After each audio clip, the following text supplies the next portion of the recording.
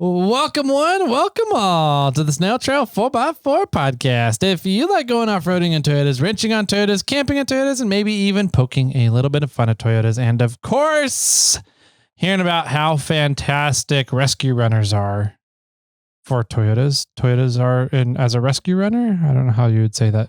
All sound good. Yeah. Then this is the podcast for you. That's right, ladies and germs. My name is Tyler, and joining me for another episode of SnailTrail4x4 podcast, Jimmy Jet over there on the Cast and Catch. How are you, man? Good. Thank you very much. Yep. How are things going over there on the solo seat? Pretty good.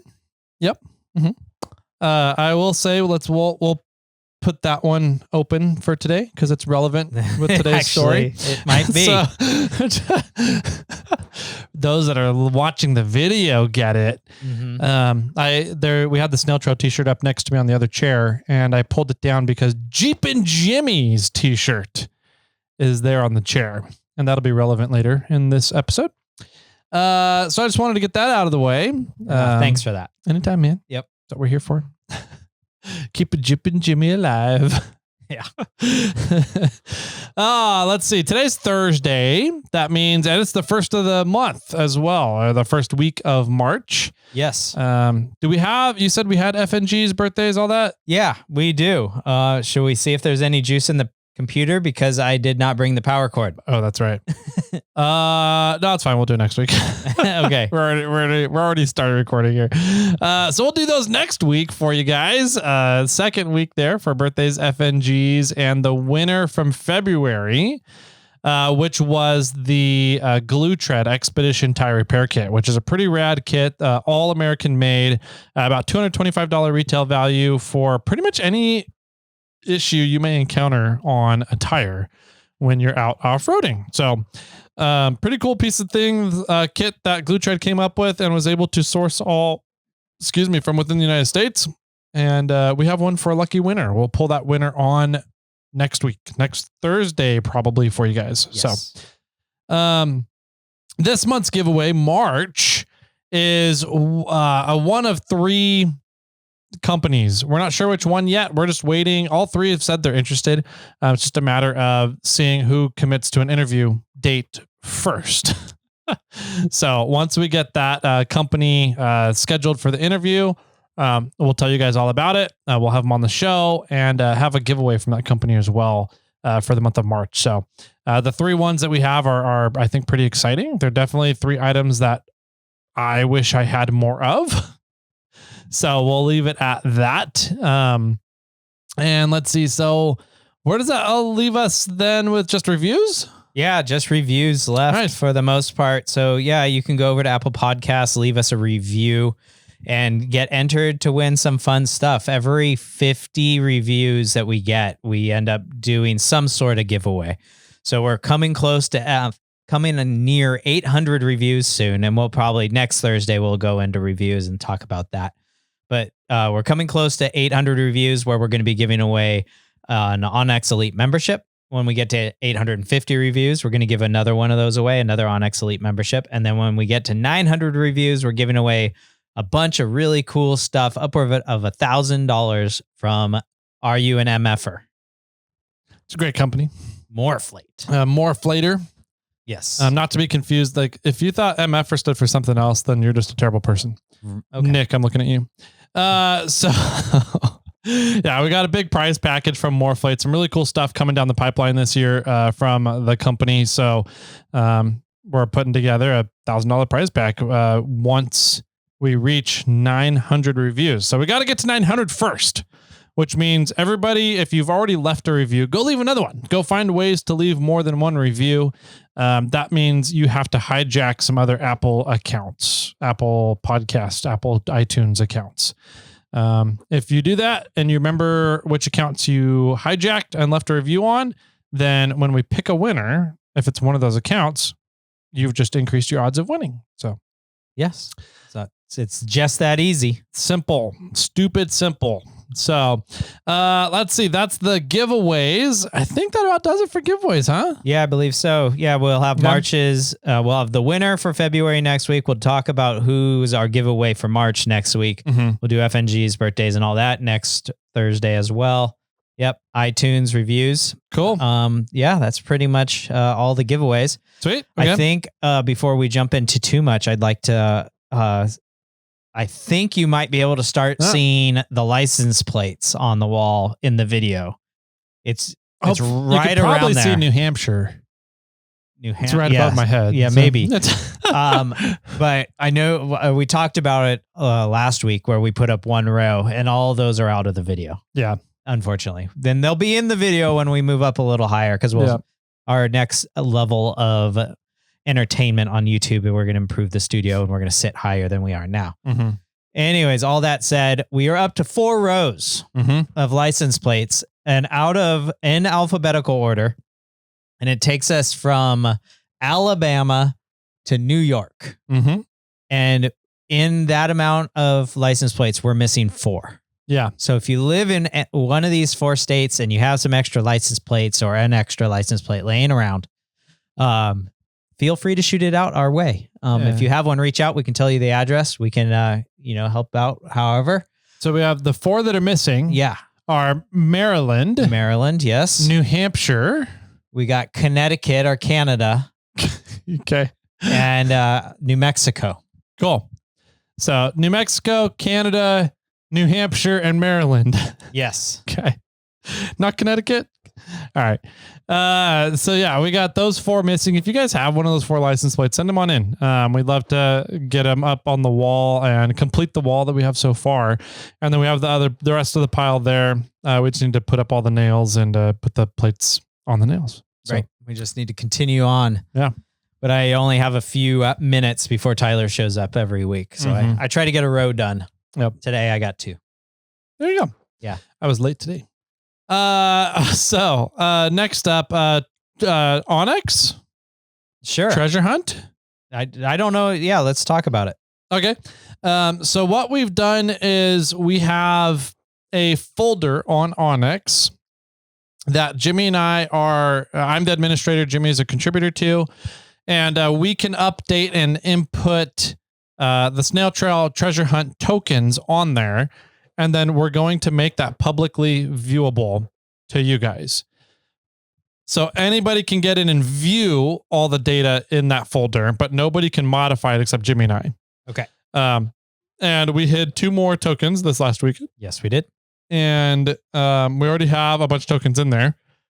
I want to say we're at about 40 to 50 hidden right now. Maybe 40 might be a good number. Okay. I don't know for as high as 50. About 40 hidden right now. So we're getting really close to launching and opening that up. Onyx, we told the idea to Onyx what we were doing, and they wanted to have a meeting about it. So not sure how it's going to change, if it will change at all, but that is pretty much ready to go. We were going to try and launch it here in March, and then Onyx wanted to chat about it. So it's getting delayed a little bit longer here, but hopefully not too much longer. And we'll be able to start that rocking and rolling and have a big update for you guys next week. Yes. Yeah. We have our meeting yesterday. Yeah. Right. Yay. So that's the first thing. Then the treasure hunt. I'm looking forward to going out and hiding more tokens this year. Yeah, me too. So if you want to be a token hider, please reach out to me as well. We are definitely looking for people in other states further away, or even California and other places that we aren't, that you want to go out, or you have a trip planned and you want to hide a token or 2. Reach out to me, SnailTrail4x4 on Instagram, or you can email me, Jimmy@SnailTrail4x4.com, and we can figure it out, and we can work with you and give you some tokens. If I send you tokens, you're obviously not allowed to use those tokens for anything for winning in any way. But it is a good way to, spread this out across the country a little bit more. So yeah, if you are interested in hiding them, please let me know. Yeah. So that's treasure hunt tokens. And then we have a little bit of an Onyx update for you, I'm guessing, on the next episode. So I got to play around with some of the new features. Yeah, that was fun. And they were cool. So I guess without further ado, then we can take a quick break. Yes. And then we'll be right on back with some more of what Jimmy and I have been up to over the past week and a half. So grab your drinks, grab your snacks. Jimmy loves popcorn. If anybody wants to buy Jimmy some popcorn, send it into the studio. You can definitely do that, and he would love you forever. It's just crunchy stuff is, I think, what it comes down to. Like, I love chips. I love popcorn. Just, crunchy, I think. Crunchy items. All right. I'm sure Nick can find something to do with that. So challenge. All right. Grab your favorite snacks. We'll be right on back with what we've been up to. Popcorn. Hey guys, I love going out wheeling and I love playing in the outdoors. And one of the main tools I rely on for all of the activities is onX Off-Road. onX keeps me in the know, it keeps me on the trails, and it keeps me from getting lost so that I can make it back home to my family and friends. There's tons of tools and data available for outdoor activities on the app that helps you plan your next trip, and it helps keep the adventures rolling. Start your free trial over at onxmaps.com. Welcome back, ladies, gentle ladies, kiddos, boys, girls, everyone that's out there in a live and off-road world and podcast land. This is Thursday's episode, so we could talk about what we've been up to, the shenanigans we get ourselves into, updates from around Northern California, maybe some updates from around the industry, et cetera, et cetera. So I've been up to a lot. I have quite a big story to talk about. One of them, of my two that I've been teasing, one of them is all done. Yeah. So sure. I don't know. I was going to break it up into three, but into three stories. I mean, I think you could break it up in a few different levels. It's fair. But I mean, we've had. I think we should start with. We had a huge, massive snowstorm. Yes. And that was a few weeks ago. Mm-hmm. We kind of we talked about it a little bit. Mm-hmm. If you've been watching the news, you know it hit. If you're in Northern California, you remember it. Mm-hmm.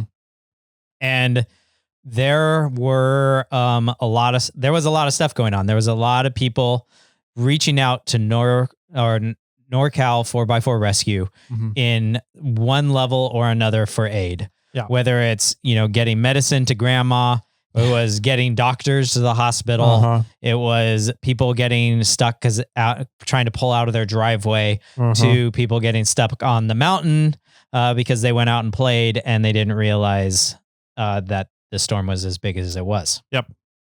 And so Tyler, being one of the moderators of NorCal 4x4 Rescue. I'm having a hard time with that one. And I live here. Yeah. NorCal. Tyler was dealing with a lot of that and was having to watch. He's normally not really on Facebook. And until there's a disaster. Like social media. Yeah. I'm not a fan of social media. I know that social media is an amazing tool for communicating, with large amounts of people. Yes. At any given time. It's a great crowdsourcing mechanism. Yeah. And I don't really like communicating with a large amount of people at a given time. So I usually just kind of stay off Facebook and social media until something arises, like Jimmy said, a disaster happens or something where that tool is a very necessary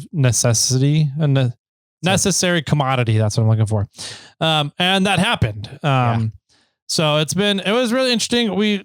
For those who don't know about NorCal 4x4 Rescue, it is a page that me and two other guys own.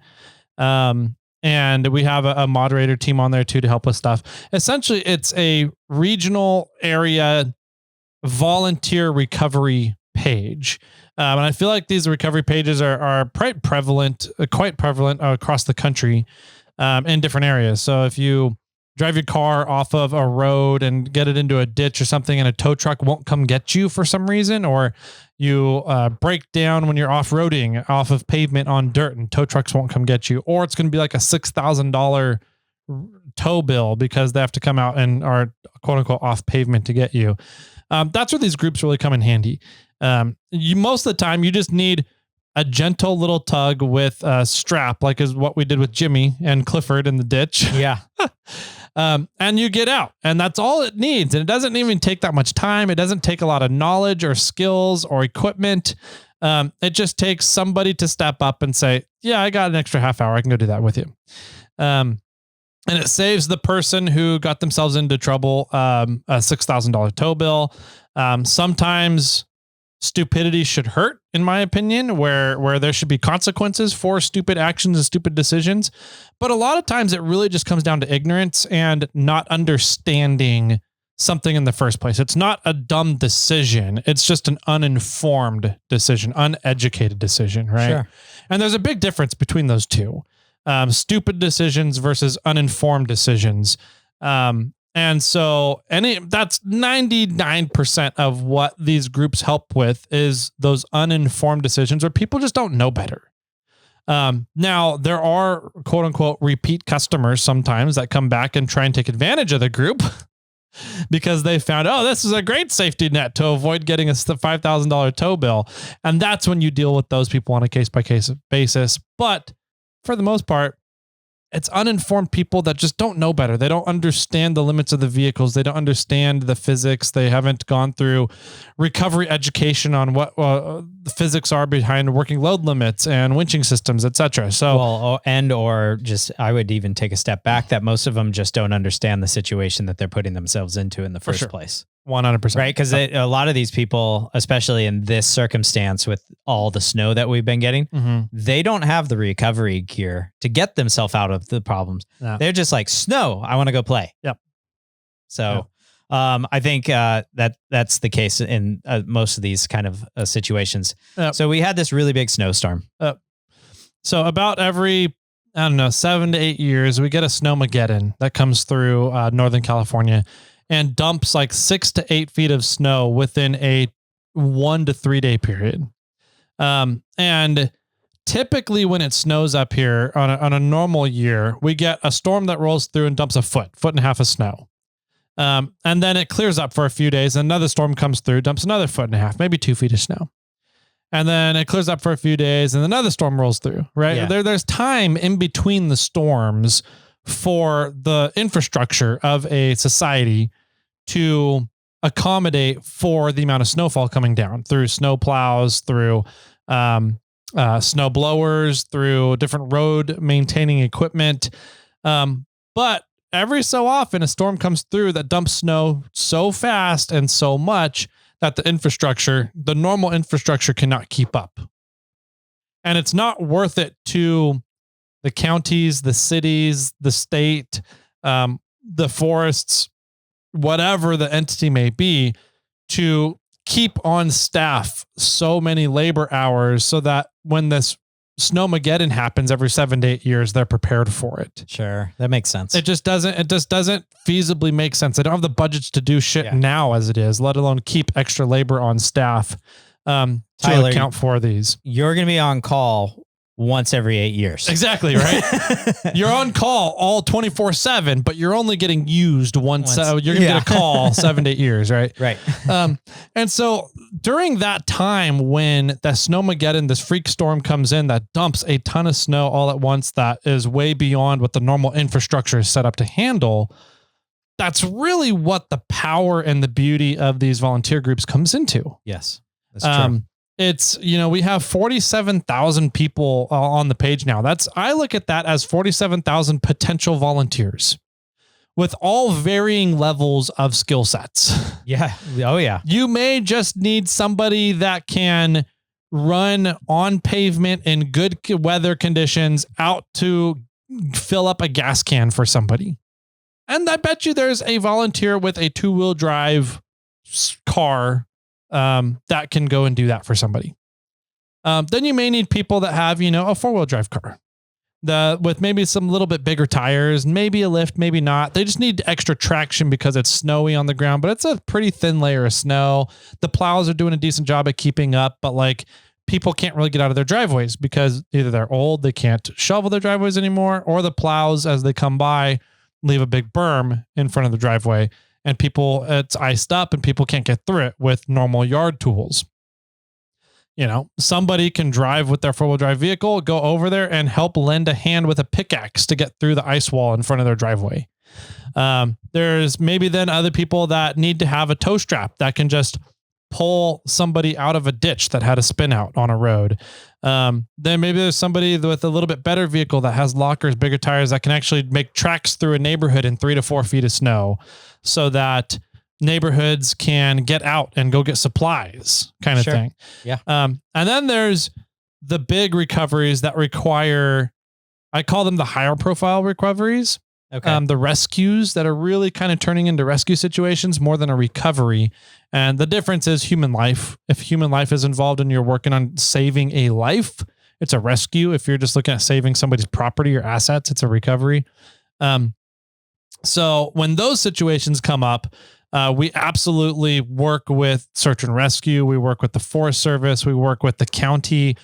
We have a lot of connections, and we know we take it as a very high priority to make sure that we understand the state that the victim is in, to know whether or not our people can get there quick enough and just fine, or if we need to call search and rescue because specialty equipment is needed, like a snowcat or a helicopter to get into the person. Or maybe search and rescue is busy with other higher priority stuff, which is kind of what happened during this. Yeah. This is what we're going to get into here. In which case I have a very small select group of people that I know are equipped well enough. They have time off to be able to kind of go on when they need to be called and dispatched. And they have a ton of experience in these situations. And most importantly, they have good judgment about if they get in too far, how to not become a victim themselves. Okay. Because that's rule number 1 of doing this. Sure. Absolutely. Never, ever go into a situation that you think that's above your head, above your pay grade, right? You just have such a high risk chance of turning into the victim yourself. And that's like the worst thing that can happen, is to send somebody in who's a rescuer now becoming a victim. So that's, in my opinion, like the most important part. So people need to be able to have level heads and the, not modesty, humbleness to be able to say, I'm in over my head, that I can't get done. Right. We have to call back and call for reinforcements, go try a different method. Right. And so, we've had to deploy some of that stuff in 2018 when the last Snowmageddon came through. We had varying levels of all of those examples of volunteers running around in teams, helping out some of the mountain towns in the foothills and the lower mountains here in California and North Cal. Yeah, and you and I went up and were helping people clear their driveways, get into their houses, and in your first gen 4Runner. Yeah, that's right. It was the first gen. And so one of my specialties is being able to look at a very wide and multi-range of scenarios and situations going on and keep track of it all and get things coordinated that need to be coordinated. Figure out what the bottlenecks are, what are going to be the problem areas, and what resources do we have available to be able to put towards these 5 different scenarios, and which resource is going to be best used in each scenario. Okay. So that's one of my skill sets. I just naturally do well for some reason. I'm not sure why, but I do. And so I constantly find myself in the situation of helping coordinate a lot of the stuff that goes on the page. During the Snowmageddon times, a lot of things come up all at once. Yes. And we have to keep them all straight. And so I think during the peak of this one, we had at one time upwards of 20 calls going on at the same time. Yeah. One of the things that you guys do really well on the page, and I'm saying this just in case there's other moderators out there that do run their pages like NorCal 4x4 does, the rescue page does, is when this event came on and you knew that, okay, all this shit's about to hit the fan, you pretty much given a shout out saying everybody needs to be quiet and you only need to talk if you're in an emergency or you can help with an emergency. Don't do any of the general stupid banter, mocking, making fun of people, whatever. Like, we're in a situation right now where everybody you either need to help or you need to shut up. Yep. And I think that's actually a really good move on your guys' part. Yeah, it's definitely, I mean, it's not our first rodeo, and we constantly have, so like I said, dumb decisions should be punished, in my opinion. And also, I find that every recovery situation is an educational opportunity. Yes. And so you have the opportunity when somebody gets stuck to inform them why they're stuck, what they could have done differently, and different ideas on how to get themselves unstuck, self-recover until help arrives, right? Yes. On NorCal 4x4 Rescue, I also allow, to an extent, the moderator team, people to kind of, I don't want to say bag on, but make fun of, poke fun at people who get stuck. Yes. For uninformed decisions.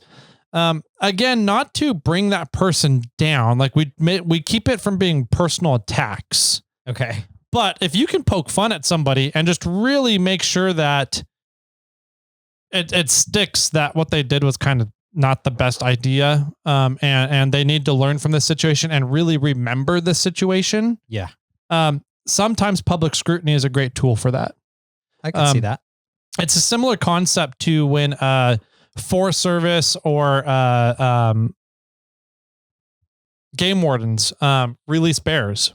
Oh, nowadays they release bears and scare the living fuck out of bears when they release them. Using paintball guns, blanks, just to create a lot of noise, just scare the shit out of bears.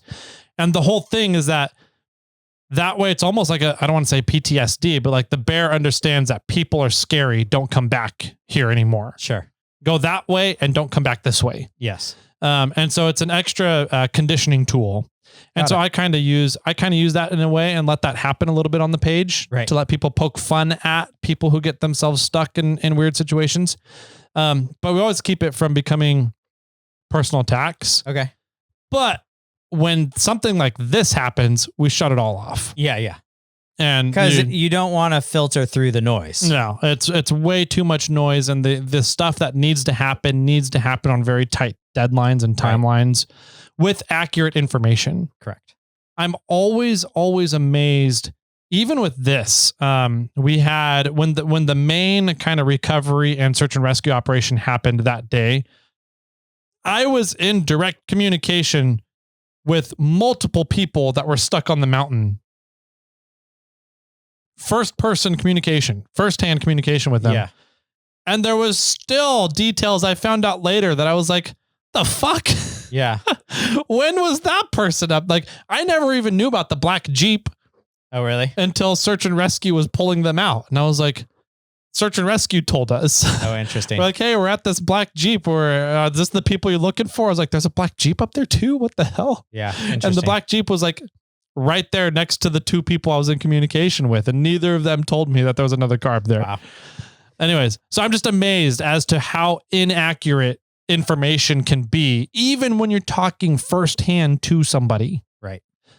So it's trying to sift through that information already as it is difficult, let alone having to do it through all the noise of LOL, you're an idiot. LOL, have you tried to air down yet? Yeah. LOL, have you done this? Sure. Blah, blah, blah.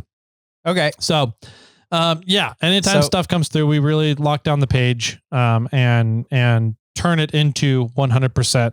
This is a helping our community and for our fellow people, right, our human beings page. So, yeah. So, let's jump to kind of what we kind of led up to, and led into it with. We had this huge storm. Mm-hmm. There's this group, NorCal 4x4 Rescue, mm-hmm, that's here to help serve the people if they are in need. There was a lot of stuff happening from, like I sort of said, people just needing groceries, people needing gasoline because they're generators, doctors and nurses needing rides to the hospital, all kinds of, people just getting stuck in all random places. But let's go to the more or less the event. The event that happened. Okay. Yeah. Or the two events. Maybe we should lead into what happened at Boreal or Castle Peak. Yeah. To relate to what was going on at up on Mormon Immigrant Trail. Yeah. So Mormon Immigrant Trail, we've talked about it before. It's a road that goes from Highway 50 to Highway 88. It's a very popular road that is during summertime and during normal weather conditions is a thoroughfare to get from Highway 50 over to Highway 88, especially if you're going to the Kirkwood area or up higher at the pass of 88. And so this road in normal times, anybody can travel it. It's open. It's a big, wide paved road, 2 lanes, so one each direction with pretty wide shoulders. A lot of room on this road.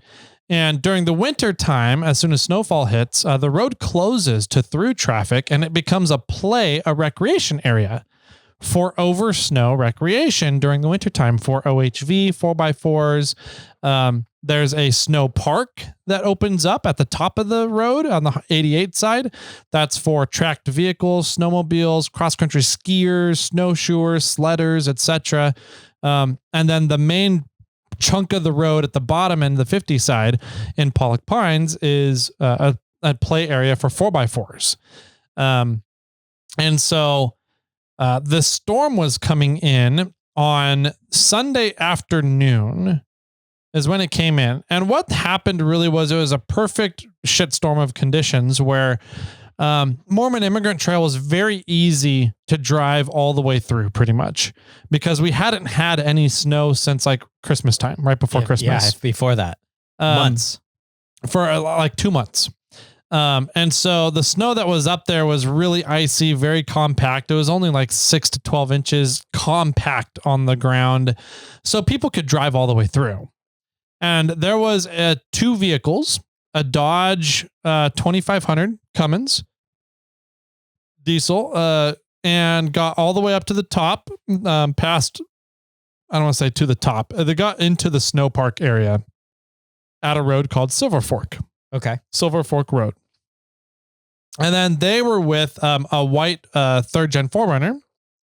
And both of those guys it got to a point where it got really slippery. And they had gotten so far that by the time they were on the mountain when it started storming and the storm started coming down, the snow was coming down on them, that they realized that they weren't going to be able to make it out of their positions they were in. They were pretty inexperienced snow wheelers. Okay. They didn't have any supplies to be in a snowstorm. Okay. And they were very badly equipped. Yes. To be out in a snowstorm. And their original intention was that they were going to be back down the mountain and home before the storm hit. Okay. But they didn't make it because they had gotten stuck and they didn't bring the right equipment and tools to get themselves unstuck. And then they got really stuck because they weren't able to get out before the storm hit. Right.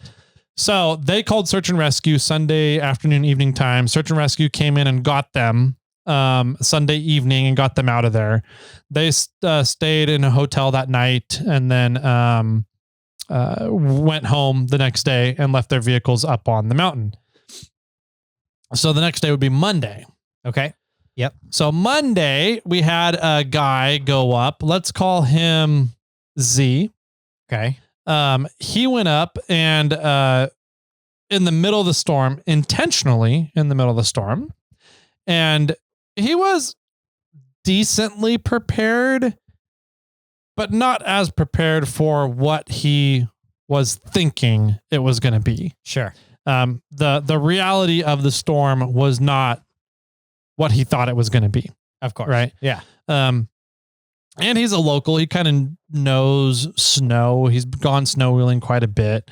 So he has a fairly capable rig. It was a 1st Gen 4Runner on 35-inch tires, albeit they were bald. And his big issue was that his alternator died. Right. Okay. Yeah, this is the one I remember. And this is kind of what kicked off the massive emergency. Okay. So the alternator died.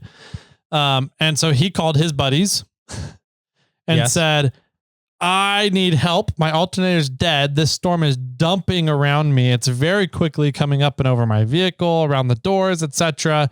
And I can't keep my vehicle running to stay warm. So his buddy started up the mountain and got about almost all the way to him. He made it about 5/6 of the way. Was this other 5th gen or 1st gen Forerunner? The green one, yeah. Okay. Yep. We'll call him Jay. Jay. Yep. So Jay made it to within about a mile, maybe half a mile of his buddy, but then got stuck. Okay. Yeah. And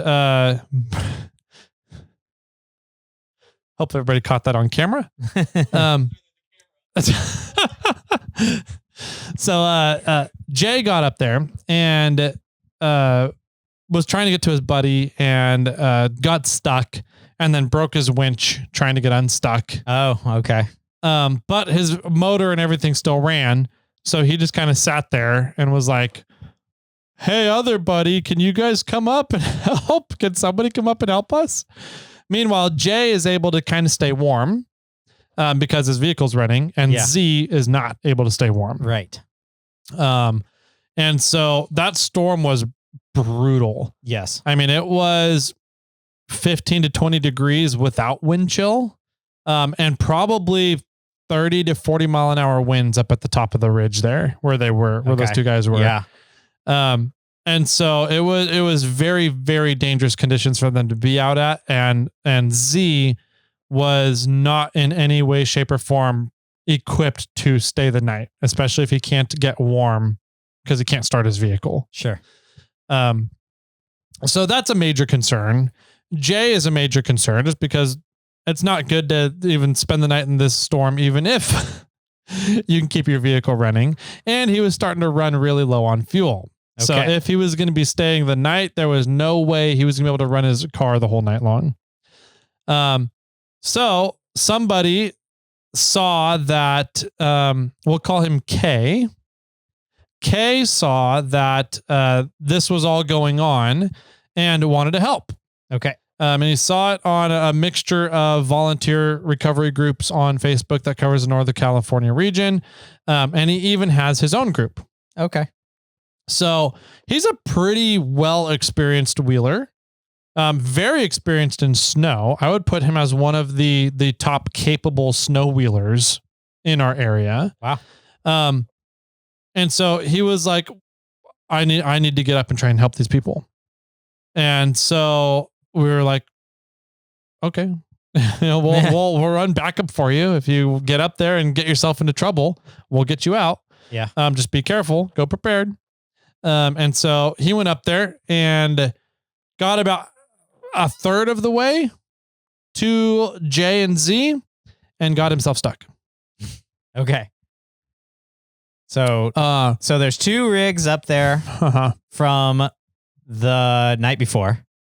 From Monday morning. Yeah, this is all kind of Monday midday now at this point in the time. Well, sorry. 2 rigs that are no people in them. Right. From the night before. Night before that search and rescue pulled out. Yep. And now there's 3 rigs up there with people in them. Yep. Currently. Yep. That are stuck. Stuck with a lot of snow piling up and coming down. Right. So we learned that K was not in a good position. And we're like, okay, well, let's send in our guys. So I called 2 of our guys from NorCal 4x4 Rescue. Well, really, it was 3. 1, 2, 3 of our some of our more trusted guys. Tim Wardlow was one of them. Okay. We sent them up there. 3 guys, 3 rigs. 3 guys, 3 rigs. Okay. Yep. So there's backup, right? There's redundancy. Yes. Not just one vehicle going up by himself. Right. So we sent 3 vehicles up for redundancy and backup, and they couldn't get to him. Wow. And these are like, one of them, Tim Wardlow, is like, if I'm stuck in a snowstorm somewhere, like Tim is one of the guys I'm calling. Okay. So Tim Wardlow couldn't get to him, and they were getting stuck, and there was a bunch of traffic still trying to come up Mormon Immigrant at midday on Monday. Yeah. With this massive storm going on.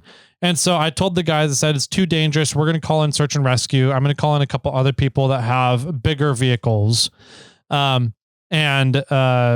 guys, if you could stay at the bottom of Mormon Immigrant and stop all traffic from going up there, that would be huge. Okay. So they turned around and they got out of there and got back down to the bottom and turned around probably 50 to 60 cars, they said. Oh my gosh. I'm like, why the fuck are this many people trying to go up in this thing? Like, it was at the point. I love snow wheeling and I'm very experienced snowing and I have the equipment to go up there. And even I was like, I don't think I'd be up there right now. Right. So, anyways, they did an awesome job at turning traffic away without creating any fights. Yeah, some people don't like to being told to go away. And meanwhile, we've got K and Z and J up on this mountain that we know of.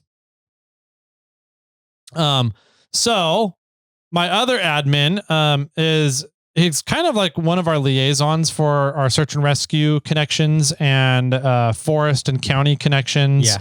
Yeah. He just, and the sheriff connections. So, he was on vacation in Florida when this all went down. Oh man. And he literally spent the entire day Monday and most of the night Monday, cause he's in Florida, coordinating the liaisons, the back end of all this with search and rescue. Now that we know we can't get to at least our bottom guy, we knew we weren't getting to the top two guys. Okay. So we had already kind of talked to search and rescue and came up with a game plan for search and rescue. But our bottom guy, we were like, he's low enough, we should be able to get to him. And then when we learned that the 3 rigs we sent up couldn't get to him, we're like, okay, let's get some bigger rigs and some better equipment out here. But we still, we have other people in our back pockets that were, say, at work or something. They're not retired, so they can't just go up whenever. They had to wait till they got off work. So I called those guys up and got those guys kind of ready to go. Meanwhile, our other admin is trying to coordinate the back end stuff with search and rescue and sheriff and county from Florida. He said his wife was really pissed at him about it. And he said, sorry, tough luck. Yeah. Life at stake. There's shit going on back at home that I can help with. Therefore, I'm going to help. And so we called for the Amador County Search and Rescue Nordic team. The Nordic team is like the team in the area where if there are sub-zero snow condition temperatures that you can't get motorized vehicles out and you can't get a helicopter out, you're calling the Nordic team and they go in on snowshoes and cross-country skis to get people out. Wow. Cool. So it's a really cool, very specialized team that's in the area. And I believe Amador County is the only county in the area that has a team like this. Oh, okay. Yeah. So we called them. And that's when we learned about an avalanche. Yep. So we're like, okay, not a huge worry. We can call the Nordic team. They can drop in from the snow park side on 88, get the 2 guys at the top. We'll get the guy at the bottom. Life will be good. And the Nordic team said, no can do. Nope. We cannot go into Mormon Immigrant right now. And we're like, what do you mean? We have 2 people that are, one of them is in critical condition. Like he is not going to survive the night. I don't even know if he'll survive half the night. Yeah. And they're like, sorry, we just had an avalanche happen and there's 10 people missing. And we're like, oh, okay. Yeah, that takes precedence. You guys deal with that. Yep. We'll see what we can work up and drum up from our side over here. So that was when we learned about the Castle Peak avalanche. Yes. And this was a really interesting one. I haven't followed up on the story at all because I've been so trying to work on and get the Mormon Immigrant stuff coordinated and done. But from what I understand of Castle Peak, and maybe you've heard more information about this, you can correct it. It was a women's group out snow camping at some like remote lodges, like snow cabins up in the mountains in the Castle Peak area. And they decided for some reason that they should leave the cabins and start hiking back to quote unquote civilization. Okay. In the middle, in the height in the middle of the storm. And there was 14 of them. Yeah. So what I heard, and this one's, I'm not fully informed either. Yeah. Right? Okay. I heard they were on, I heard they went to the castle. There is one cabin. I think it's called the Peter Grub Hut. Out in the Castle Peak area. Okay. I don't And so I'm assuming if they were in that general area, I think there was 14 of them. Yep. There was men and women on it, but I don't know if it was an all women's outing and the men were one of the guides or what. But if they did go to the hut area, there's not enough room in the hut for all that many people. So they had to have been camping outside as well. Gotcha. That makes sense then. Yeah. And I think that there, to some extent, I think either one, and this is somewhat of a guess because I don't know. One, the trip was supposed to go longer and they said the storm's coming really bad. Let's get out of here. Mm-hmm. Or two, it was the date that they were supposed to hike out. And so they were like, we're hiking out. Yeah. So I'm not sure. I don't know what happened entirely. I don't know the full circumstances either. You have to trust that the guides there with the group made the best decision, and things would have been worse if they had stayed. Yeah, I don't know. Right? Yeah, I heard that that they, how do I say this? Like they were worried, like everybody was worried. And like some people made phone calls at night and saying that there's this really bad storm and they love the family and stuff. And so to me, and I heard that they were all experienced backpackers. They were. Yeah. They were all of them were pretty experienced people. This wasn't like an unexperienced guided, like they hold your hand on this trip kind of thing. Yeah. Yeah. So I think that, they're used to some of these elements. They've been probably out in these elements before. They just knew this was a bad storm and they were connecting with home, and the avalanche happened and it took, I heard 8 people, I think, died total. I thought it was 9 or 10. Yeah, it was somewhere 8 to 10 people passed away. Some got rescued, some were injured. And, but it also on the flip side of that, Castle Peak, that area is prone to avalanches. Like it's a known area for avalanches. And so I think, that the guides that are doing the trip are all certified, trained. It was a company that is a big or a good name company too. And so it just was a freak. It was a sad It's a freak thing. storm. It's a freak storm that freak disaster ended up being a little worse. Yeah, an unfortunate event that happened on miles and hours away from where you guys were. Yep. And the Nordic team, obviously had 10 lives to deal with up there, or 3 possible lives down on a Mormon immigrant trail where you might be able to get to one of them. Yeah. And so they had to do the choice of, try to save more people at once. Yep. And they made the right choice, in my opinion. I'm not knocking them on anything. So, but what we were able to do is we were able to coordinate. There was one, the Amador County released one search and rescue operator. That was a snowcat operator. Oh, interesting. And then they also called PG&E. Oh. And said, PG&E, we're short on resources. Would you please have one of your snowcats and one of your operators go with our search and rescue snowcat and operator into the top of Mormon Immigrant and come down from the snow park and see if you can find these 2 individuals. Got it. So that's what they did. They went up Highway 88 and the Caltrans, it was either Caltrans or PG&E, plowed 88 for 2.5 hours in order to get these 2 snowcats up to the snow park so that they could be unloaded and start working their way down. Why didn't they just let the snowcats loose on the road? Right. I don't know. It was much further, I guess, to do it. It was quicker to drive that than it was drive the snowcats up the snow. Yeah, maybe. Or maybe there was a gas consumption issue. That could be, because I know the snowcats were running low on fuel at the end of the mission. Okay. So they came down, Amador County Search and Rescue, and a PG&E snowcat. And the snow was rough. I mean, it was very cold, powdery sugar snow that doesn't pack in, and snow. So the snowcats were just sinking in it. And there were multiple times when they'd be going and then have to winch each other out. Wow. How big is the winch on a snowcat? That's a great question. I'm not sure. Oh man, can you imagine? Yeah, 16 to 20,000 pounds. Probably. My guess. Jeez. So they got they started on the hill at I think unload on the top of the mountain. I want to say it was 4 to 5 p.m. Okay. I think they dispatched around 1:32 p.m.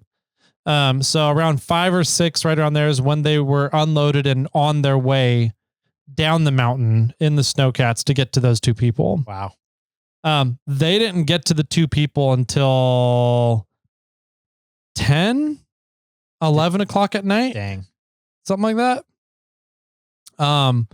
It was late. It was late. And they only went 4 miles.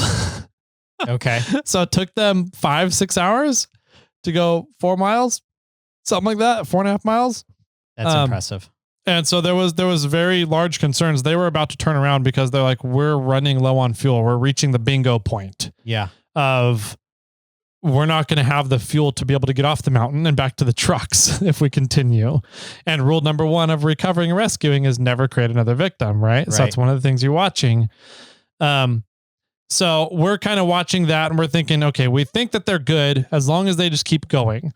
The snow operators were very unsure of the situation they were in. The ones driving. Okay.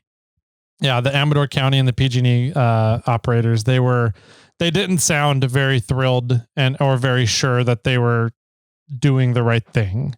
Got it. And we're like, are the machines still operating? Do you guys have enough fuel? Are you warm? If you guys are all of that, ultimately turn around if you think you're going to become a victim. Yeah. But only you guys can make that decision. And there's 2 people out here. One of them will probably die tonight if you don't get to them. Right. So they continued on and they were able to get to the 2 guys at the top. So that was good. We had 2 more vehicles coming in from the bottom, wheeled vehicles. One was on 44-inch tires and the other one was on 42-inch tires. The first one was Gladiator, which you met this weekend. Okay. Yep. Gladiator 392 on 44-inch of the Mickey Thompson Baja Pros. And the other one was first gen 4Runner on 42-inch IROX. Cool. Which IROX, awesome tire in the snow. Yes. It's hard to beat IROX in snow, man. And the Gladiator said that he was just sitting there for about 2.5 hours, 3 hours, watching his buddy just creepy crawl through the snow and then back up and creepy crawl through the snow and back up. And they made it 200 yards. Oh, man. Yeah, That's it? That's it. That's all it was. They were still making progress. It was just extremely slow process. But I was getting encouraging signs because Kay was saying he could see the Gladiator and first gen 4Runner's headlights. Okay. And so he was guesstimating they were about half a mile from him. And I got GPS coordinates from everybody and where they were and keeping track on them. And they were about half a mile from him. Is there cell phone signal up there? Like, how are you getting these communications? Where people have Starlinks? It was enough cell phone signal to be able to get text messages through. Got it. So I was texting mainly because I didn't want to use phone calls and use up their phone batteries. Kay was in very bad spirits. Okay. I had a sincere one-on-one, and me and him have never been really buddies in the past. Yeah, you guys know each other personally. Yes, and don't agree on a few things. We don't agree on. We don't see eye to eye on a few things. And he was in a very bad spot. And he did not. He kept saying he doesn't think he's going to make it through the night. He was down to an 1/8 of tank of gas, and he didn't bring any extra fuel with him. He didn't bring extra supplies, extra food, different change of clothes, blankets. Yeah. And so I'm like, God, like I'm glad he's okay. Yeah. So, but he was in a very bad, dark place. Sure. When I was talking to him. So my whole goal was just to keep his spirits up as much as possible. Sure. And let him know, dude, the guys are right there. Yeah. They're right there. You can see them. I know they're there. I'm in contact with them. They're in contact with you. We're getting you off this mountain tonight. Like, don't just cheer up a little bit. Okay. The best thing you can do in a situation like that is to not be super depressed. Sure. You have to be able to have a good outlook and a good sense of hope on you. So, anyways, we were going and still making progress. It's about the time when Amador County and the PG&E truck got the second guy, and we're starting to turn around and head back off the mountain, that we got a call from El Dorado County Search and Rescue. Yeah. Saying, hey, we got a call from somebody up on Mormon Immigrant Trail that they need a rescue right now. And we're like, nah, it's all good. We got the 2 on the top end. Amador we got 1 more person on the bottom end. Our guys are right there. And we have a Tucker snowcat, which is like, that's the big dog of snowcats. Yeah. We have one of those on a trailer ready to come up whenever we say. If we really feel like the 2 wheeled vehicles are not going to get to him, it'll be fine. And he goes, what is that person driving? We're like, a yellow Jeep. He goes, the description we're getting is a black Jeep, and it's a family. I was like, we were like, bullshit. There's nobody else on this mountain right now. Yeah. And he goes, well, we're getting a call from a family in a black Jeep near North-South Road that they need a rescue from Search and Rescue. And I'm like, my guys are half a mile from North-South Road, and that's where the yellow Jeep is. Yeah. There's nobody there. I'm like, if you guys are getting a call, then yes, you have to be dispatched. Yeah. Like, I get that 100%, but I've been paying attention to this for the past 10 to 12 hours. Yeah. I don't think there's a black Jeep there. Somebody would have told me. I've got 2 guys within a quarter mile of where you say this location is. They can see each other, and they're not saying there's a vehicle in between them. And all this, a lot of this, that was all happening. This was on the day we recorded, wasn't it? Was it Monday? It was Tuesday. What, did this all happen on Tuesday? Yeah. Okay, then. So earlier this day we were recording, and all the shit was going down, and half of our podcast, Tyler had to pause and get on his damn phone because he had to organize a bunch of stuff. So it was crazy earlier in the day too. Yeah. So anyways, okay, so you guys are getting to K. It was Tuesday. Wow. Yeah. You guys were getting to K, and then found out that there was another rig up there that nobody knew about until they called in. And it's right there within half a mile of vicinity of K and the 2 other vehicles. Yeah. Well, it was a little bit farther down than J. It was between K and J. So the two rescue vehicles from our end, from the south end, the Gladiator and the first gen 4Runner. Yes. They were half a mile from K. Okay. So between them and K was a black Jeep somewhere. Oh, interesting. Yeah. Oh. So I thought it was farther up. Never mind. Okay. Yeah. It was between the 2 rescue vehicles and K. And I'm like, there's no way, because they could see each other. They would have told me there's a vehicle there. Yeah. Sure as shit, there was a fucking black Jeep. With a family in it. With a family inside. So it turns out I had heard, and this is what I'm just like dumbfounded by. I heard later on that family knew Z. Oh. And they had come up to give blankets to K in the yellow Jeep so that he could bring blankets up to J and Z that were stuck up on the mountain. And then very shortly from that exchange of the blankets, K got stuck going one way, and the black Jeep and the family got stuck going the other way. Oh, man. But they were within easily a quarter mile of each other. And they couldn't see each other. And I guess they couldn't see each other. Kay didn't realize they were there. Yeah. The family didn't realize that Kay was still there. Like, interesting. I was like, wow, okay. And then the 2 rescue vehicles, the Gladiator and the first gen 4Runner, because it's nighttime when they're going up, they didn't see the black Jeep at all. Yeah. There. So one of the El Dorado County Search and Rescue snowcats rolled up on my 2 guys and was like, they're like, oh, cool. You're here to go get Kay, right? And they're like, nope, we're here for a black Jeep. And they're like, what are you talking about? Yeah. Anyways, they talked to the snowcat operator for a couple seconds, and the snowcat operator went on, got to the black Jeep and the family in the black Jeep, took them back down far enough where an El Dorado County Jeep, one of the Rubicon Jeeps, was waiting. They transferred the family to the Jeep. The Jeep went down the hill, got them to safety, and the snowcat went back up. Oh, to get to K. Okay. And so, one of the, I don't want to say unspoken rules between NorCal 4x4 Rescue and the county search and rescue, El Dorado National Forest, is that there's a lot of snow and winter recreation that happens on Mormon Immigrant Trail. Yes. And they keep it open. They allow it to stay open so long as it doesn't become a problem that sucks up community resources. Sure. So we've always kind of been like, NorCal 4x4 Rescue will take care of recoveries and getting people out of Mormon Immigrant Trail.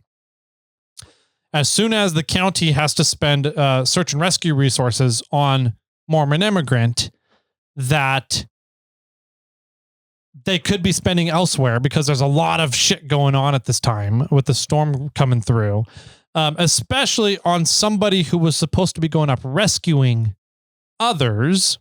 Okay. Therefore, the quote unquote rule of rescuing is you'd never become a victim yourself. That rule was broken on Mormon Immigrant Trail, which really does not look good. And it kind of proves in the government agency's eyes that recreational wheelers do not deserve to have some privileges because A, we make bad decisions and go up into storms ourselves and get stuck because we're unprepared and don't have the right equipment. Right. B, we try and play hero and go out and play rescue and become victims ourselves. And C, that ultimately ends up coming into taking away resources that could have been helping with an avalanche at Castle Peak. Could have had an extra search and rescue guy out at avalanche area. Could have had the El Dorado County Search and Rescue working on stuff more in town that that were actual emergencies rather than self-caused emergencies. Sure. Right. Anyways, the snowcat came up. We were really, really, really trying to make sure that El Dorado County Search and Rescue did not have to rescue the rescuer. Yes. That we were able to go in and get K. Even though K kind of runs his own group. We were still like, it's not good for any groups if the search and rescue team has to end up rescuing a volunteer rescuer. Right. Right. And so we were really trying to get to him. And ultimately the snowcat got to him first. Oh. The snowcat tried to winch K's Jeep out and failed. And so K just had to transfer himself over to the snowcat and came down off the mountain in the snowcat. Bummer. So our two guys turned around where they were at and they were all fine. They were warm. They had extra supplies, tons of equipment, and a ton of extra fuel to give to K when they got there. But ultimately the snowcat got him first. So our guys turned around and went down the mountain with the snowcat. And that was the end of the night. And that was about 2 a.m. Wow. Yeah. So, everybody was down and safe off of the mountain as of 2 a.m. Okay. And it was a lot of real-time coordination with multiple agencies and volunteers, and trying to keep spirits alive for people that are stuck on the mountain and talking with them and communicating with them and giving the updates. Rescue teams are about here. You have about this much more time. Yeah. Rescue teams are now here. You have about this much more time. Right. And so keeping everybody updated and the communication flowing, took a lot out of me. And so immediately as of opening the day on Wednesday, Mormon Immigrant Trail was closed. Yes. So an emergency full closure. Nobody's allowed on it. First time that has happened in a very, very long time. So, it was the right move for sure. Cause we as an off-roading community proved that we are not, smart enough, intelligent enough, make the best decisions, and given the circumstances, to have the privilege of having it being open. Yeah. So it was the right move for El Dorado National Forest to shut it down. And they still were dealing with a lot of other stuff all over the place. Exactly. And that's the number one reason why, right? If we can't go up and not use community resources, then community resources are at a bare premium right now. The community resources really need to be spent on the community, not on people trying to go wreck wheeling. Yes. Yes. And so since we talked about at the beginning of the episode, organizations agencies, government agencies don't keep on extra staff for 7 to 8 year calls, right? So they had to shut it down so that wreck wheelers wouldn't go out and need to use up community resources that really need to be used in the community. So that was fine. Plus, we now have 5 vehicles abandoned that are probably buried in the snow from the storm. And who knows how many trees are down around. 6 vehicles. There was the Dodge. Yep. There's Z's. Yes, you're correct. There's J's. Mm-hmm. There's K's. Mm-hmm. There's the black Jeep. And then the 3rd gen 4Runner. And then, and we didn't even talk about that one. No, that one was with the Dodge. Oh, he would just ended up over in the ditch and at the beginning of the storm. Oh, okay. And couldn't get out before the storm hit. So yeah. Anyway, so there's now 6 vehicles abandoned up on Mormon Immigrant Trail that are probably getting buried in the snow. And if the trail was opened, there's a chance that those vehicles are going to get vandalized, or there's going to be vehicle on vehicle accidents because people are not going to understand that there's vehicles buried in the snow as they're driving and hit another vehicle buried in snow. And there's a ton of trees down around. And it was kind of a major disaster zone. Power lines were down everywhere. And there was a lot of issues of PG&E needs to come in an area to put power lines back up, but they can't get into the area because there's snow on the roads, and the plows can't go down the roads because there's power lines down in the roads. So what comes first to be able to start that clearing, right? So there was a lot of that going on. PG&E had to rebuild a ton of power infrastructure, putting power poles up everywhere.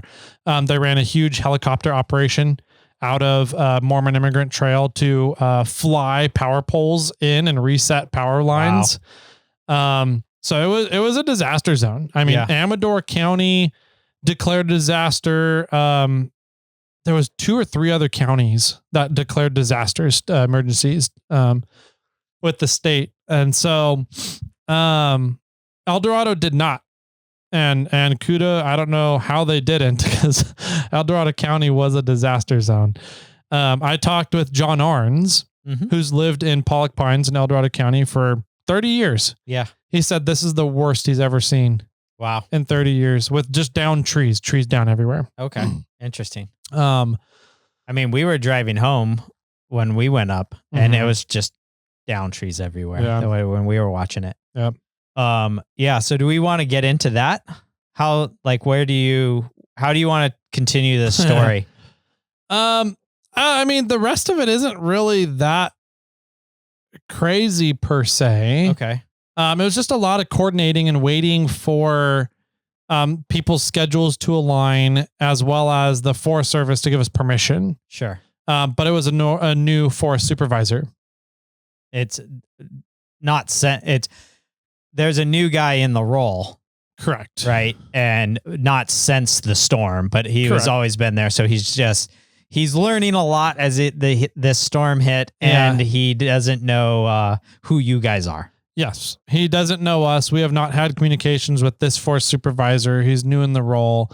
And so getting to meet with him and explain what we do, really what our backgrounds, our skill sets are in, and what we've done in the past for the county and how we can help and what the strengths of the group are. And all this stuff was a really good meeting to have. Okay. And it was very encouraging because usually forest supervisors just tend to be in California very anti-OHV.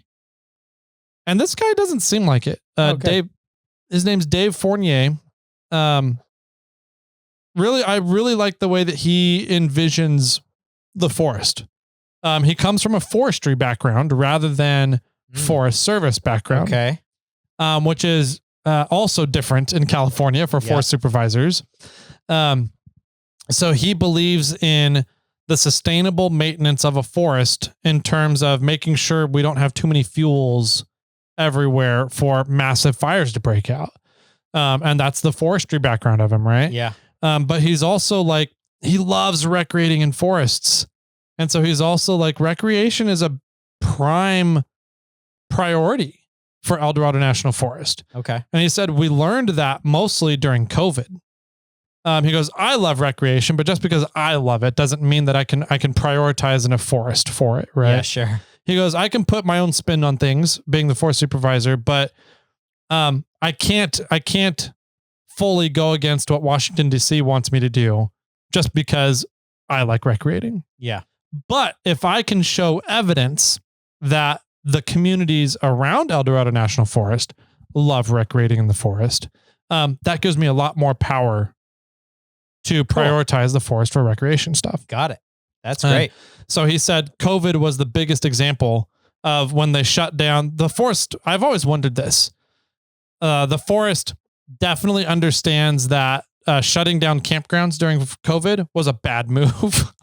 Yeah. Okay. Because it didn't contain the recreation now. And the people were going out and dispersed camping everywhere and leaving fires in unauthorized fire pits, full garbage bags everywhere throughout the fucking forest. And he goes, that was a big eye opener to us that people are still going to go recreating even if shit's closed. I was like, yep, 100%. Yeah.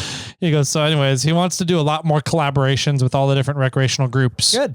Over his next 5 to 7 years tenure there. So, cool. And he said his main goal is to create some programs that stay around and are codified into the forest management plans for better recreation after he leaves. I like where his head's at. I really do too. I think he's got a really good idea and plan. And so he's going to start bringing groups and everybody to the table, I think in springtime. Cool. To talk about these. So okay. I'm really excited for him.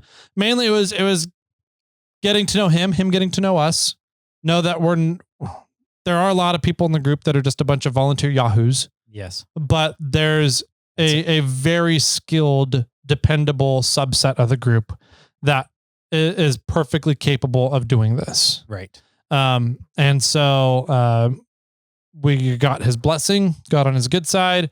And he gave us the green light to go and get all the vehicles. Yeah. We just had to coordinate with him because PG&E was also doing a bunch of work in the area. Sure. That's also coordinating with him for permits. So, having to just kind of coordinate everything. And then I really wanted to go up and do one day, get all the vehicles off. I don't want to have to go up and then keep going up and get one and then go back for the other one, go back for the other one, go back for the other one. Yeah. It's going to waste everybody's time. And if we can put together a big enough crew, which we have the resources for, it's just coordinating everything. That would be the way I'd want to do it. Right. So we held off a little bit. We had a big rainstorm come through. Yeah. It was about a week after, pretty much almost a week to the day. Yeah. After the really big snow drop, we had a big storm roll through. It was a warm storm. So it dropped a ton of rain. Yeah. And, that wasn't great for the snow, but it was actually really good for this opportunity for the recovery. Yes. Or at least the recon, because supposedly you were saying the rain lowered the snow level about 4 feet. Yeah. Up at the higher elevations. Yep. Yeah. That's crazy. We had some snowmobilers go out on Monday, the Monday after the snowstorm. And get eyes on all the vehicles. A week later. So a week after the snowstorm. Yeah. Just before the rainstorm. Correct. Yeah. The rainstorm came in on Tuesday. Yeah. So anyway, some snowmobilers were up there and took pictures. They found all the vehicles and took pictures of them all. And the 3rd Gen 4Runner in the ditch, the snow was at the roof. Right. You just saw a little corner of the roof sticking out. Dang. Of the snow there. after the storm, when I went up on Wednesday to scout the area. Oh, you were there Wednesday too. I keep thinking you were there on Friday when we went up for the whole recovery, but that was Ryan. So yeah, Jimmy and I went up Wednesday in Kermit on the tracks. Yep. Just to scout the road, figure out what the rain had done to the snow conditions. Check the snow. See how it is if you guys are going to go do this recovery. Yep. Right. And get eyes on the vehicles. Yep.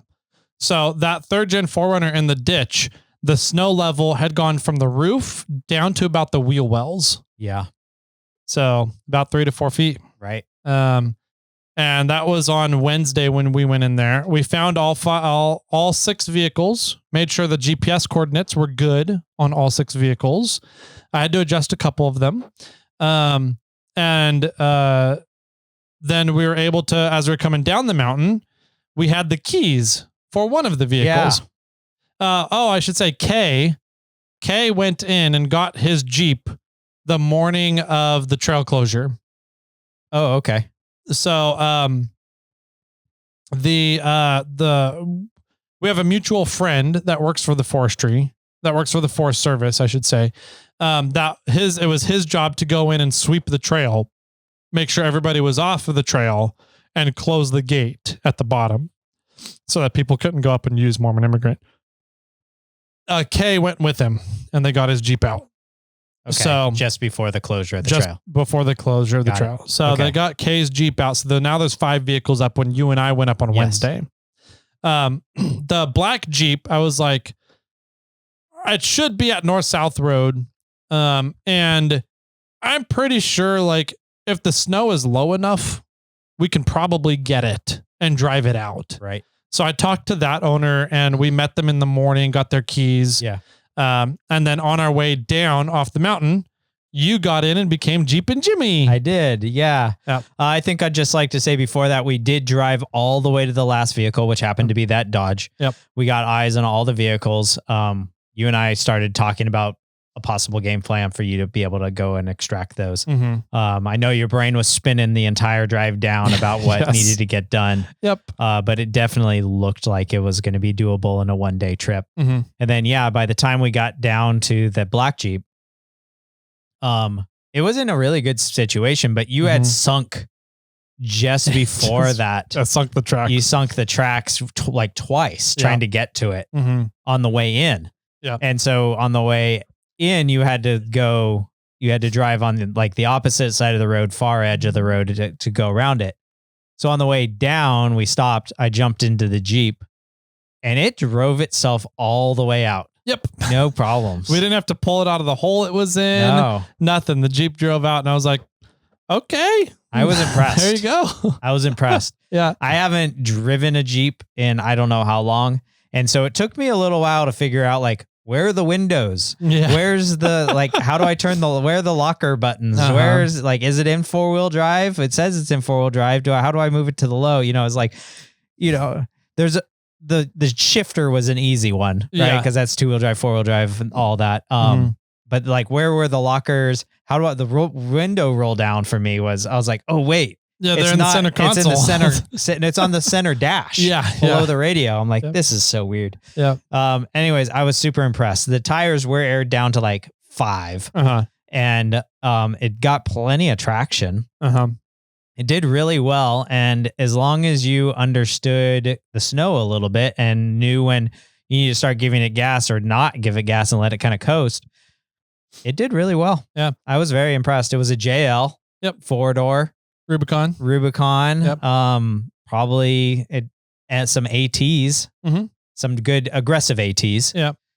It did great. Yeah. I was very impressed. I've been quite impressed actually with JLs in the snow. They do really well for some reason, better than JKs for whatever. I don't know why.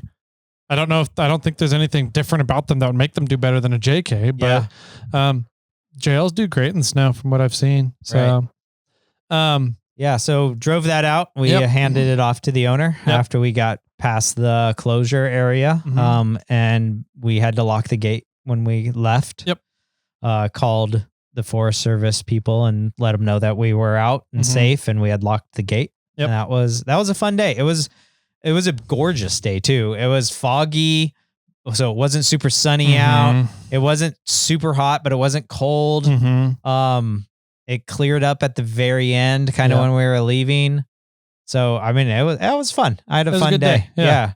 I know on the way down the hill, you made a few phone calls with people that you were thinking about going in and doing the actual recovery with, thinking about logistics, trying to figure all that out. What'd you guys actually come to the conclusion? How'd you herd all the cats and figure out that? So our original plan was to use Thursday and Friday as the recovery days. Wednesday was the scouting day. Yeah. And mainly we wanted to use Thursday because I wanted to be able to make use of Nick Bailey. Okay.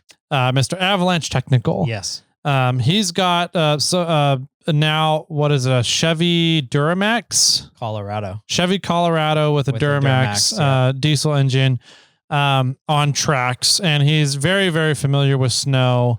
He might be like the snow expert here in Northern California, kind of thing. Definitely up there. He's definitely up there. He's like top 5 at least. So anyways, I wanted to be able to make use of Nick and his expertise because like I have a very capable vehicle, but I haven't really pushed that vehicle to its limits with tracks on it yet. Okay. I've had the tracks for 3.5 years. And really, this is the first time I've been getting to use them. Pretty much, yeah. And so I was like, I'm just not familiar enough to be like the person with the most capable vehicle and not be super familiar with it. So I want somebody else with a very capable vehicle that is very familiar with their equipment. And so we want to be able to use Nick, and because Nick was available Thursday, but not available any other day. So I was like, well, if we can get Nick for Thursday and go in and see what we can get recovered Thursday, that'd be awesome. But I'm also getting like freaked out a little bit because for the past week and a half, this has been consuming my life and my soul. Like I felt like Brennan working on the Porsche 911. Okay. Yeah. Where like my family got pushed to the side. My work got pushed to the side. My business got pushed to the side. My podcasting that day got pushed to the side. Everything was getting pushed to the side because of this. And I was like, this isn't sustainable. Like I can't do this. And so it turns out in order to get everybody coordinated to go out at I wanted to be on trail by 6 a.m. at the latest. Wow. On Thursday morning. Okay. But we had to coordinate everybody. And you and I got off the mountain at 3 p.m., 4 p.m. Yeah, I was around there. On Wednesday. I think we were off by 3 on the road by like 4, something like that. Yeah, something like that. So after talking to people, we figured out that the timeline to get everybody coordinated was just too tight. And that we were just going to get everybody coordinated for Friday morning. And that gives us Thursday to make sure we have the right crew of people. Yeah. Everybody's got the necessary equipment. All the owners are set and ready to go. Yeah. Cause you wanted to get all the owners for the vehicles, the 4 remaining vehicles that were on the mountain now. You wanted them to come in and pretty much drive their vehicles out. Yep. Within towing or restrictions and whatever it comes down to. Yeah. Yep. And so there were a couple repairs there was a couple repairs, but you also need to coordinate it with the Forest Service to allow you to enter again. Yep. And they wanted us to coordinate with them so that they could confirm with the search and rescue and the county sheriff's office if something happened and we needed help, that they were available as like the backup. Sure. To the backup, right? And PG&E was supposed to be going in. And PG&E was in the area doing a big operation too. So I needed to coordinate with PG&E to let them know we were going to be up there, and a lot of coordination. And so I had to make sure that all the owners brought everything they needed with their vehicles. I knew exactly what was needed with each vehicle, and then I could pair an owner with a recovery crew to go to that vehicle. And, all the recovery crew are super capable guys. But there was a couple that I think would be better suited for some of the different situations, such as the Duramax up at the top of the trail. Because of all the rain that came down, the snow was slush. Okay. It was a soupy, slushy mess. Yeah. And so trying to get the Duramax down off the mountain, I was like, that's a heavy truck. Yes. It is just going to sink in all the slush. So I need to make sure that I've got 3 heavy vehicles with plenty of equipment and plenty of traction to be able to daisy chain together to deal with this Duramax if push comes to shove and we need to pull this guy out through the snow. So I wanted that. I wanted 2 vehicles, 2 recovery crew to handle the 3rd gen 4Runner out of the ditch. Yeah, they needed to dig a lot. They need to dig a lot and then possibly hold it with a winch from falling over, as well as pull with a winch another direction. Right. Forward or back. Forwards or backwards. Yeah.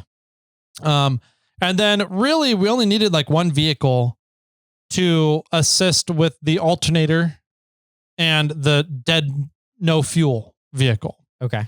Those 2 vehicles were pretty much on pavement. They didn't really need a recovery per se. They just needed repairs and then they could drive out. Sure. So that's kind of how I split everything up. And I was like, all right, so we're just going to all go down the road, down the trail.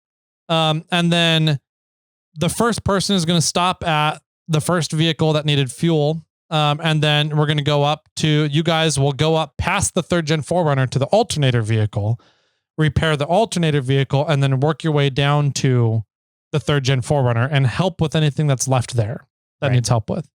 And then continue down to the fuel vehicle. The fuel vehicle. Yep. And then hang out there until everybody gets there. Okay. The 3rd gen 4Runner, I had 2 recovery vehicles go to that one and say, you guys know how to do recovery. I'm not going to tell you what needs to get done, but you've got 2 vehicles here with 2 very capable guys that have a lot of experience doing this. And you've got 3 young strapping dudes to shovel for you. So there you go. Here's some shovels. You guys know what to do. Hang out here or come up to wherever we're at. We'll communicate on the radio. And then me, John Arns, and Matt Jeffrey went up to get the Cummins. Okay. And so the Cummins was interesting because the owner, wasn't there. He had somebody else come up for him. So the guy that was there to drive the Cummins did not know how to drive in snow. No, absolutely 0 snow experience. Wonderful. So I had Ryan, for Ryan, my production manager, come with us, who has quite a bit of experience in the snow. And so he drove. Ryan, I would describe as a modern day MacGyver. Yeah. Yeah. Uh-huh. A young MacGyver. Yeah. He's very good at a whole bunch of stuff. Yeah. And figuring, very resourceful, resourceful, very knowledgeable, very good at a lot of things. Yep. And snow is just up his alley. Yep. Yeah. And so he got to kind of drive the Cummins, and then the way we got the Cummins out, because it was like sliding off the road. Yeah. And it was in a very kind of precarious spot where if it went any further, it was going down 500-600 feet down the side of this hill. And so what we did was I backed up the 4Runner onto the hill behind the Cummins. Yes. And then ran my winch out to him. To the front? To the back. Okay. And then John Arns got kind of sideways of the Cummins, about 90 degrees, and put his winch to the same point that mine was at. So I finally got to use my Factor 55 load distribution plate. Oh, nice. Yeah, for its actual intended use of distributing a load, pulling in multiple directions on one anchor point.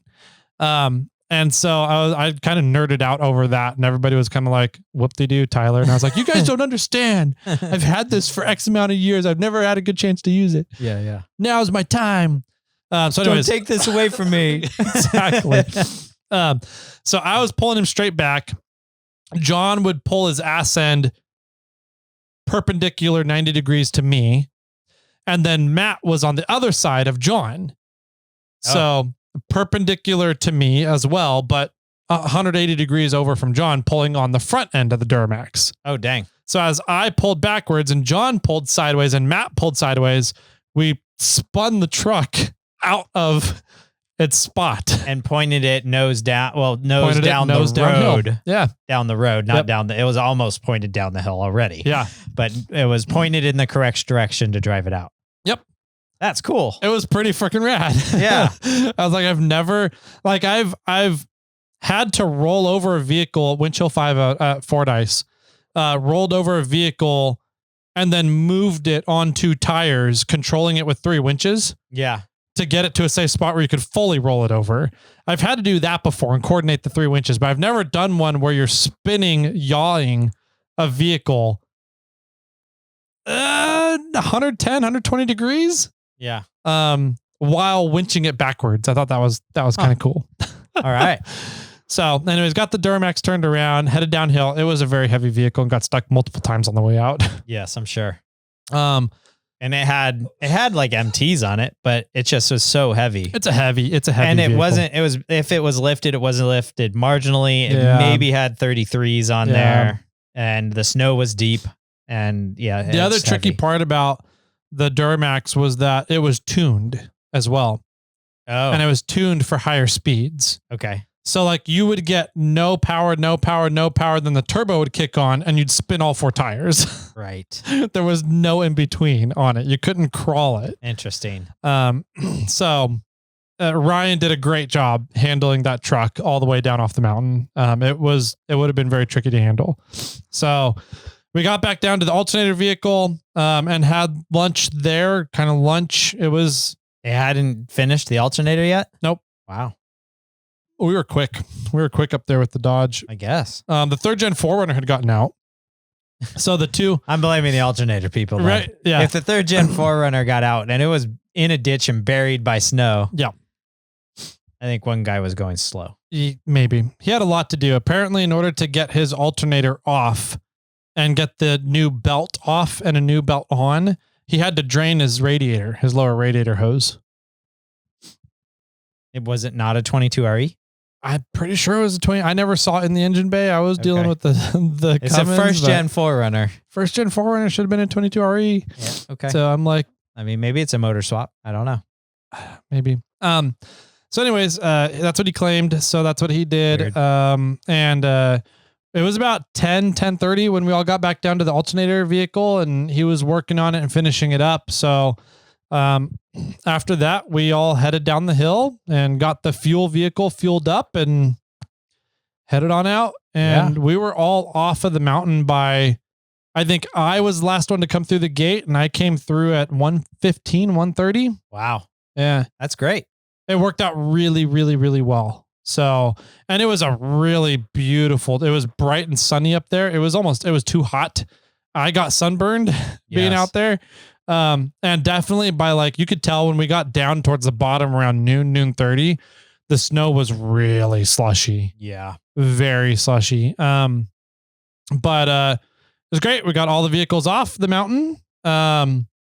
In really smooth time. Everybody worked together really well. The coordination was all fantastic. Everybody did their jobs without really needing any help or any assistance or any input. So it was good. Got everybody off, got all the owners their vehicles back. Nobody died. Yeah, there you go. Except for the Avalanche Castle Peak people, but nobody on yours died. Nobody on Mormon Immigrant died, but one guy had a pretty bad frostbite toe from the incident. Okay. And I'm pretty sure that was Z because he couldn't run his engine. He couldn't run his motor and stay warm. So he said that he might end up having to get it amputated. It's like starting to do the little curling. Oh no. Yeah. Wow. So that's the worst of what came out of it. And all in all, that's not that bad. It's definitely worse could have happened. It was very, very close to being much worse. Yes. Yeah. That's wild. Yeah. And so congratulations. Thanks. That was a hell of 2 weeks. It was a very long, stressful 2 weeks. I didn't get anything else done. So yeah, it was a very stressful, like 2 weeks ago for 3 days. It was crazy. Mm-hmm. And then I would say, and I don't know what you went through, but then there was like a period of like 3 or 4 days when there was just nothing that could get done. You guys weren't allowed up there. You guys, there was too much snow to go and do anything. Yep. It was gnarly. So I think the owners were bugging me. We need to get our vehicles. I'm like, I'm sorry, your vehicles are safe up there right now. Like nothing's going to happen to them. The trail's closed. Nobody can get to them anyways because of all the snow. So like, Yeah. Just chill, relax. Yeah. You guys were in kind of in a bad place, bad time, and now you got to wait until you made bad decisions. Yep. So bad decisions. Your vehicles are safe, but just have patience and know that we're working on it. So right. Yeah. So you guys got off the trail, and later that day, I was like, I haven't heard from Tyler. Oh yeah. Like I didn't know what to message you. Like I was just gonna like send, hey, how's it going? Or like you hit pavement? Are you home? Like, so I messaged you and you're like, oh yeah, sorry, forgot to tell you. Yeah. We were off at like 1 o'clock, you know, and it was like 5 at night or whatever. Yep. Because the next day we're supposed to go snow wheeling for our SnailTrail4x4 snow event. Snow camping trip. So I was like, is he off? Like, is he going to be too tired? Is he going to be dead? Like, what's going on here? Yeah. And then you're like, oh yeah, everything went great. Yep. I was like, okay, phew, good. Yeah. So I think we'll get into the snow camping SnailTrail4x4 event on Monday's episode. Yeah. And we will talk about all that fun that we had for our Monday topic. Cool. But yeah, congratulations on like the last 2 weeks and saving all these vehicles and saving some lives. Yeah, it was a lot, and I'm glad. I'm happy to do it. It's, I don't know, for some reason it's one of my skill sets is coordinating and keeping a lot of things, a lot of pies in the air. What is that saying? Come on, Mr. I don't know. Juggling cats. Juggling cats in the air. I'm really good at juggling cats in the air. Lots of them all at one time. And so when stuff like this comes up with NorCal 4x4 Rescue, I'm like, I'm in my element. But like at the same time, that was a lot of element last 2 weeks. Well, and it's funny because you don't want to coordinate things usually. You're like, hey, let's go do this. And he's like, you're always like, fine, but you have to deal with it. And now that I know you enjoy coordinating things, I'm going to say, no, this is your superpower. My superpower. Yeah, maybe. I don't know. We'll see. I don't know. I've come to realize that I'm very good at it, but I do it so much for the business that I'm just like, I want to shut my brain off and not have to deal with it. Yeah. When I'm out wheeling. So I get that. Yeah. But yeah, it was everything worked out about as well as it could have. And we earned another point of contact and a relationship point with the Forest Service. Yeah. So I think it's going to be really good and all. I'm really looking forward to meeting with the Forest Supervisor, Dave, again, and seeing how we can help and what his plans are for sustainable rec programs in the Forest Service. Yeah, so. I hope something can get figured out, because when we were standing at the gate before we left to go up the trail on Wednesday, there was a forest guy there. There's a ranger there. And his thing was, he said, well, I think we're just going to have to close the gate before every storm. Yep.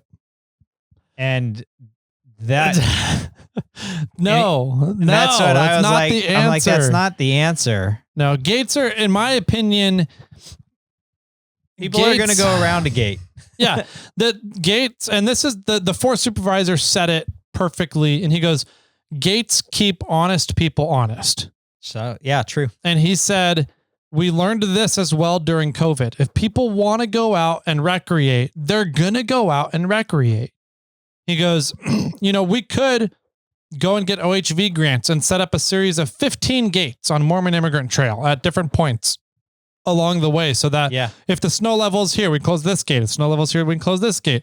He goes, I don't think that's the way to do it, though. And I think that's the lazy way to do it. And he goes, I don't know what the right answer is, but I don't feel like gates are the right answer, but it's the option that we move to the most and is the easiest to implement. Right. And I was like, you're right. It is the easiest to implement, but it's not the most effective.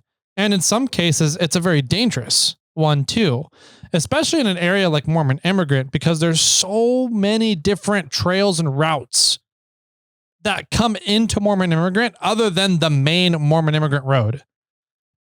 You've got You just have a lot of 5 ways. or 6 that I can think of just off the top of my head, and I'm not super familiar with all those back roads. Sure, absolutely. Yeah. There's multiple ways to just drive a road to get around that gate. Yes. So if you really want to close off that road, you have to close off all those access points, which isn't feasible because there's too many private properties around the area. You just can't lock people out of their private properties. So what you're really doing by setting up a gate on Mormon Immigrant Trail is if somebody gets up there because they know the back roads and they end up like low on fuel because they've been snow wheeling all day and they're like, I just need to get back down to town now and take the main egress road, they're going to be locked behind a gate, which has happened to me before. And when off-roaders get locked behind a gate, they're just going to cut your locks. Yeah. Like, I don't think the Forest Services understand that off-roaders wheel with tools to cut and manipulate metal. Maybe not. Like, I have in Kermit, I have 1, 2, 3 different ways that I could cut either the locks or the gate itself in half. Right. Like, I don't think that they truly understand that. And I was like, you're just going to get people cutting your locks. Like, the more you use gates, the more that the locals are going to come up here and cut your locks, or you're going to lock somebody back there. You're right. And have a problem. Or people are just going to drive around the gate and create damage to the vegetation around it. I was like, gates don't work, man. And so I'm really hoping to the next meetings we have come up, really dive into a conversation about gates. Sure. At least on off-roading OHV trail stuff, right. OHV usage. So that's on the books, something to do in the future here. Yeah. I really like the idea that one of the guys at that meeting said about putting up the Caltrans sign. I do too. The light up electronic sign. Mm-hmm. Yeah. I think that's a great option. I think it's because people will drive by a sign that says road closed. Yep. I mean, I don't know how many times people do that because it's just a sign on the side of the road. One, you either just didn't see it because it's a basic sign on the side of the road, or it's a sign on the side of the road that you don't know how long it's been there. Yeah. But when there's a blinky, flashy thing that you know it doesn't normally sit in the road, that's saying, don't go any farther, road is closed, this is not a throughput to Highway 88, Subarus stay away. Yeah. Then they actually will read it. Yep. Doesn't mean that they're going to stop, though. Not necessarily. I still think there needs to be some sort of presence. Yeah. On Mormon Immigrant from the Forest Service or the county sheriff. Mm-hmm. I was like, so many problems of the Rubicon Trail have gotten solved just by having the county sheriff out there. Yeah. They're not really out there looking to ticket people or looking at ruining people's fun.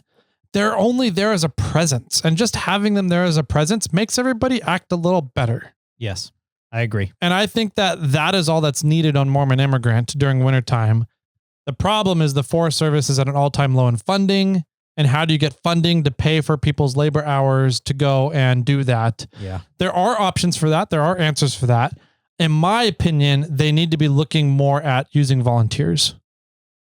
And really, and that's something the Forest Service has always been, I don't want to say always, they've been very cautious of doing due to the liability of volunteers. Yeah. But volunteers and getting recreational people more ingrained and having more of a feeling of empowerment and responsibility over an area that they enjoy recreating in goes a very long way to that area getting managed and sustainably. Well, it's twofold, right? Now you have a group of volunteers that are helping the community, but then there's also those volunteers now have a sense of pride or, dare I say it, ownership over part of what they're trying to help protect. Yeah, for sure. Absolutely. And I think he sounds very open to that as well. He sounds very open-minded to a lot of different options. Right. So I'm really excited to see where talks with Dave go in the near future here for El Dorado National Forest. So, And we'll, of course, inform everybody about how those talks go, what happens behind closed doors, maybe. Yep. Depends if he signs an NDA or something or not. Yeah.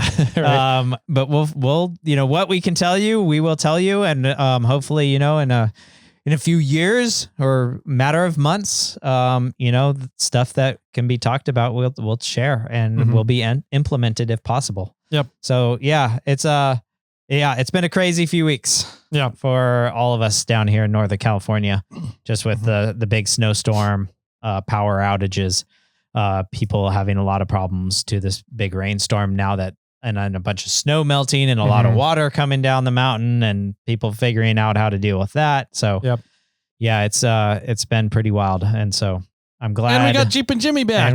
And I got to drive a Jeep.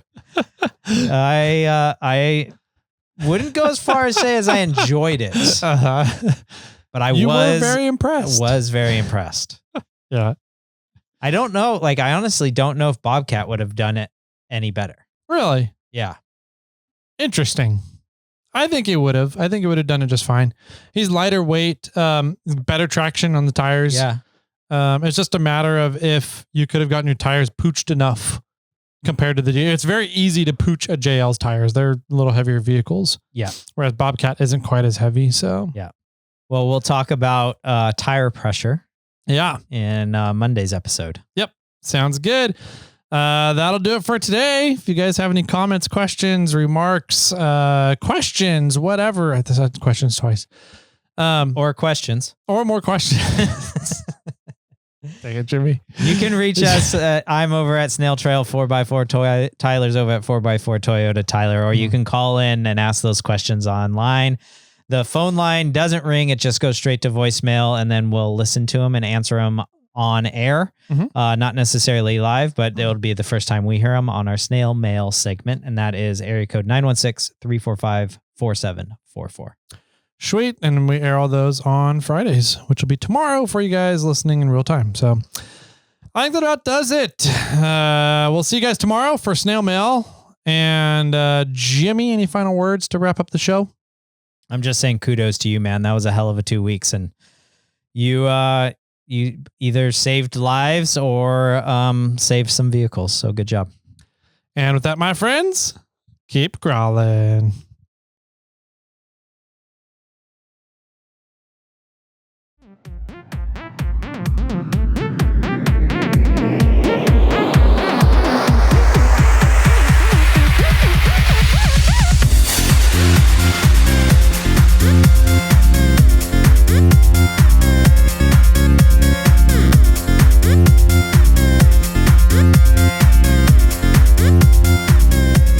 For you. Okay, I'm ready. I think I might have said this one before at another point, but it didn't come up in the cards yet. So I have a joke memory of a goldfish.